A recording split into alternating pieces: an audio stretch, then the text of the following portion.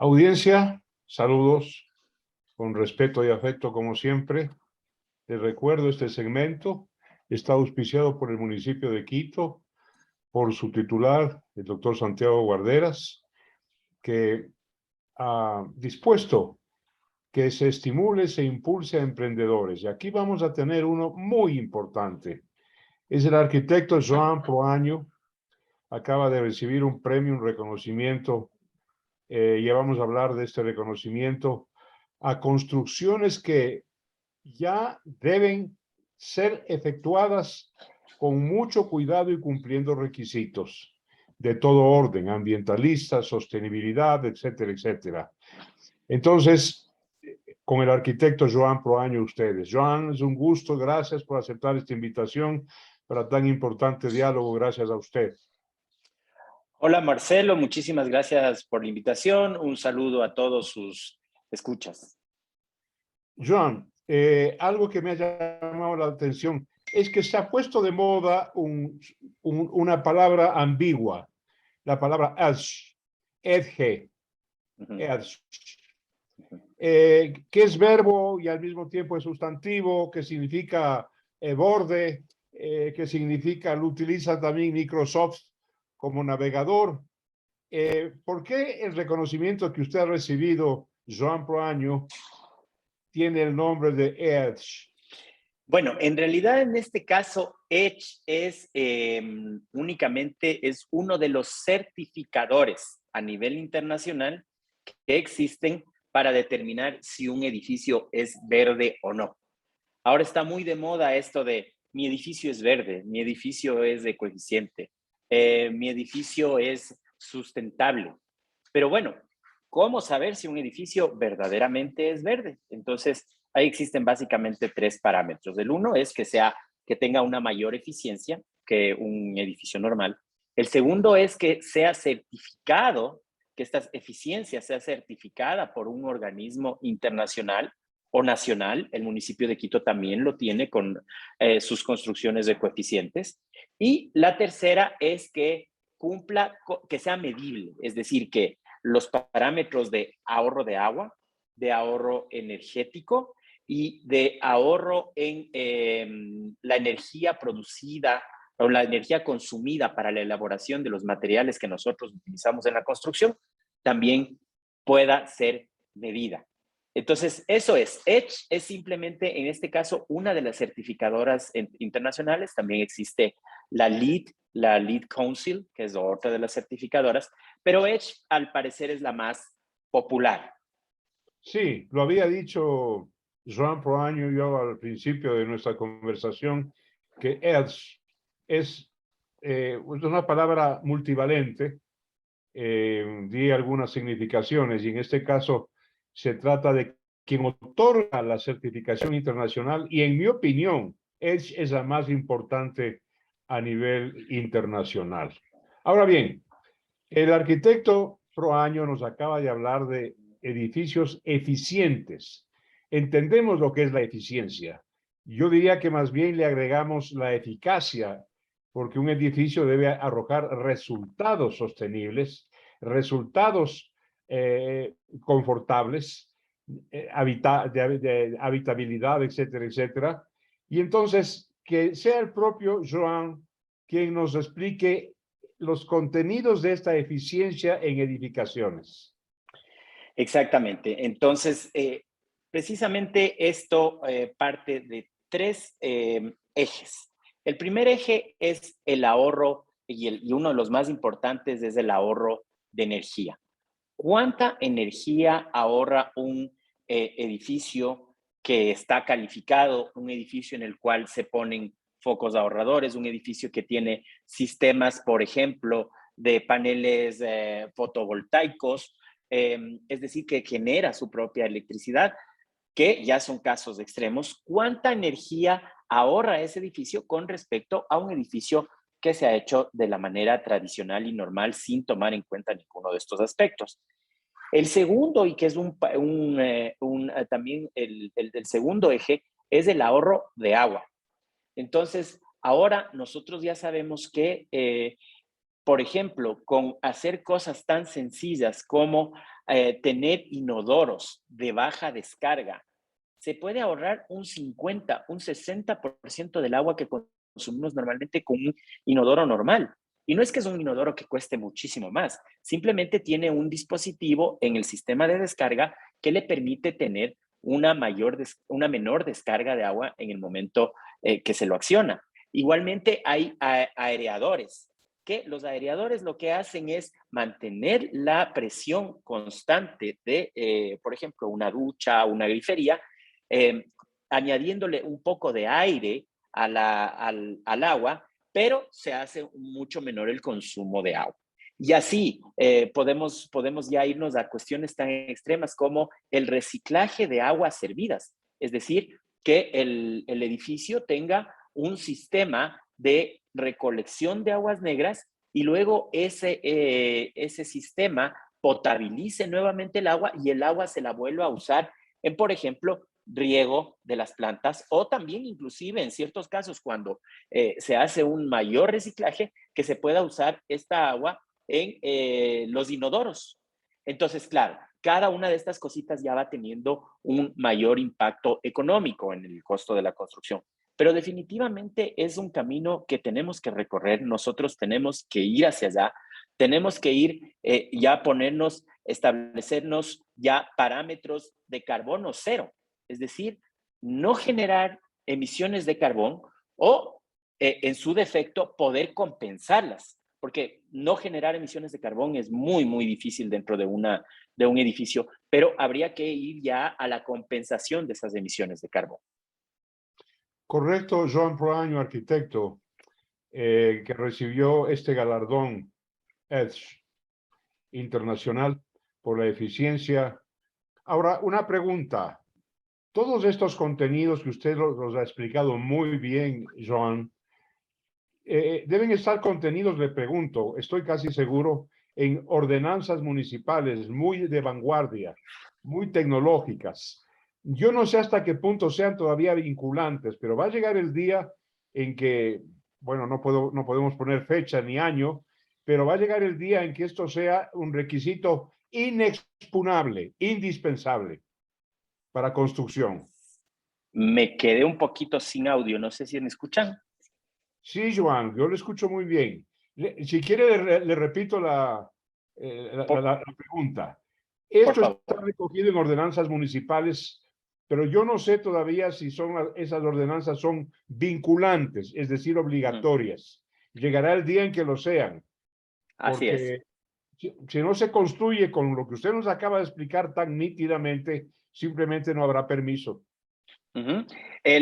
Actualmente está en vigencia aún la ordenanza 003, que es la ordenanza de coeficiencia, mediante la cual el constructor, el promotor, puede llegar a comprar pisos, un número determinado de pisos, de acuerdo al puntaje que obtenga en la coeficiencia de su edificio. Es decir, si es que normalmente se puede hacer 12 pisos en la zona donde uno está construyendo, si uno llega a 100 puntos, puede comprar 12 pisos más de altura haciendo a su edificio coeficiente. Y esto ya, esta ordenanza ya va a estar derogada a cuando entre en vigencia el nuevo PUCS, que estamos ya a días, bueno, están haciendo ahora el régimen de suelo, pero ya en muy pocos meses tal vez ya tendremos una vigencia del PUCS y en el PUCS ya se establecen muchísimas más ordenanzas de carácter obligatorio, especialmente cuando se quiere aumentar la edificabilidad de las diferentes construcciones que tenemos en Quito. Entonces, sí, es algo en lo que ya se está trabajando, en el que el municipio de Quito está trabajando y lo único que tenemos nosotros ahí que decir también es que siempre hay que ver, hay que tener un balance, ¿no es cierto? Un balance entre lo que es ejecutable, entre lo que se puede ejecutar realmente y la normativa. La normativa tiene que responder a una realidad y no simplemente tiene que ser una normativa importada o una normativa que esté en las nubes. Siempre tiene que responder a una realidad y creo que eso lo estamos logrando de a poco en el Ecuador. Ahora bien, uno de los parámetros que deben tomarse en cuenta y usted habló de viabilidad, porque en viabilidad hay un componente que es social y es esencial, que es la capacidad económica, porque claro, todos estos requisitos significan plusvalor, significan costo adicional, que no todo el mundo está, ¿no es cierto?, en condiciones de erogar. Entonces hay que tomar en cuenta eso también, cómo va evolucionando la sociedad desde el punto de vista de sus ingresos, de su poder económico, y cómo estos requisitos con el tiempo, cuando se vuelvan volumen, se van abaratando. Exacto, exacto. Y entonces ahí nosotros siempre hemos tenido una propuesta. Y la propuesta que nosotros tenemos, en lugar de hacer a las reglas que sean obligatorias y que luego sean de difícil cumplimiento, porque como usted dice, cuestan y luego vamos a poder llegar solamente a un segmento de la población, también podríamos actuar en el sentido contrario, es decir, que se tengan cierto tipo de bondades, cierto tipo de subsidios, no para los constructores, sino para las personas que compran una vivienda de este tipo. Entonces, si es que la vivienda está calificada, por ejemplo, como una vivienda Edge o como una vivienda ecoeficiente, tal vez se podría ver la posibilidad de rebajar los impuestos prediales. ¿Para qué? Para que la persona que compra vea un atractivo, no solamente en la parte ambiental, sino también un atractivo económico de su vivienda. Correcto. Entonces, claro, la sociedad funciona con sistemas de estímulo, no solamente sanción, no solamente castigo, no solamente multa, sino también estímulo positivo cuando hay cumplimiento de normas. Esta es, esta es una gran medida que, en virtud de la cual las ciudades crecen en forma civilizada y en forma sostenible. Ahora bien, vamos a entrar en un factor que usted ya lo tocó implícitamente, Joan Proaño. El tipo de vivienda. Tipo de vivienda multifamiliar, vertical, que va hacia arriba.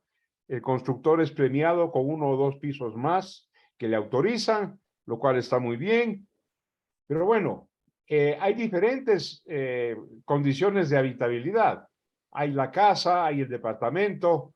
¿Qué está pasando con estas edificaciones que son distintas que las edificaciones, por así decirlo, contractuales, comerciales, que buscan el lucro?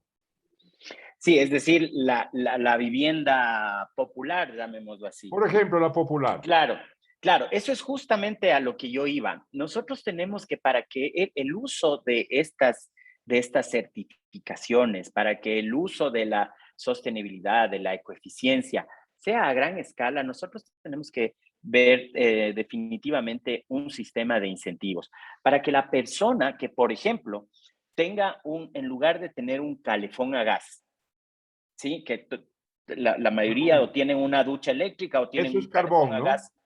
Sí, es carbón al fin y al cabo, está subsidiado y demás, pero podemos llegar a tener sistemas de calentamiento solares que no están mucho más caros que el sistema del calefón, porque un calefón ahora le cuesta unos $500, ¿sí? Entonces, hay que ver también que se puede incentivar al uso de estos otros sistemas, por ejemplo, de calentamiento. Y diga usted, en el momento en que la persona tiene un sistema de calentamiento por medio de un calentamiento solar, entonces listo, hay una rebaja a su planilla eléctrica. Entonces ahí no nos quedamos solamente en que la élite viva en casas que sean sustentables o que el 1 o 2% de la población alcance a vivir en estos edificios ecoeficientes, sino vamos democratizando la ecoeficiencia, haciéndola para todos. Pero eso requiere de voluntad política, requiere de ingenio, requiere de nuevas normativas, y eso es precisamente por lo que nosotros siempre estamos proponiendo, estamos luchando. Y requiere de tiempo también, porque la toma de conciencia, la toma de conciencia es un asunto no fácil, Ajá. porque es eliminar costumbres, hábitos, adquirir nuevos, renovarse uno mismo, las sociedades van renovándose y eso no es fácil.